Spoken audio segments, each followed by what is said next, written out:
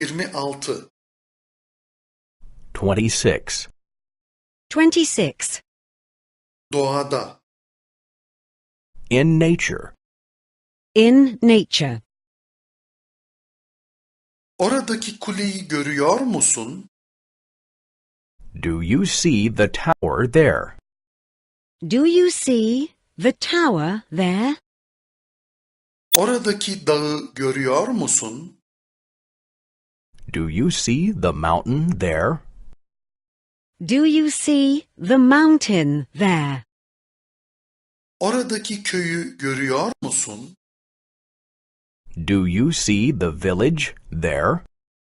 Do you see the village there?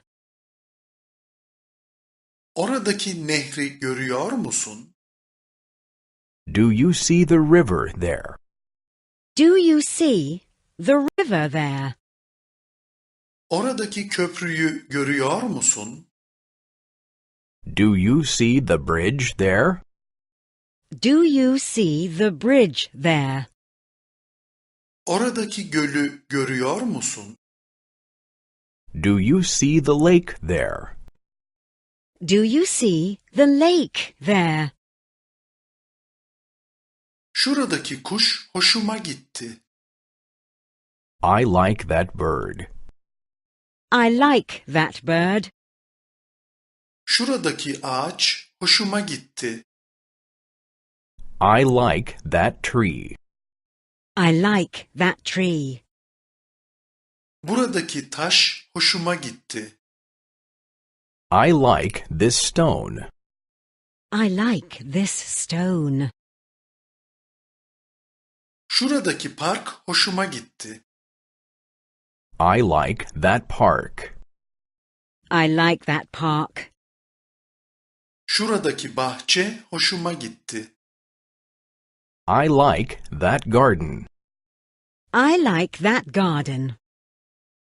Buradaki çiçek hoşuma gitti. I like this flower. I like this flower. Bunu hoş buluyorum. I find that pretty. I find that pretty. Bunu ilginç buluyorum. I find that interesting. I find that interesting. Bunu harika buluyorum. I find that gorgeous. I find that gorgeous. Bunu çirkin buluyorum. I find that ugly. I find that ugly. Bunu sıkıcı buluyorum. I find that boring. I find that boring.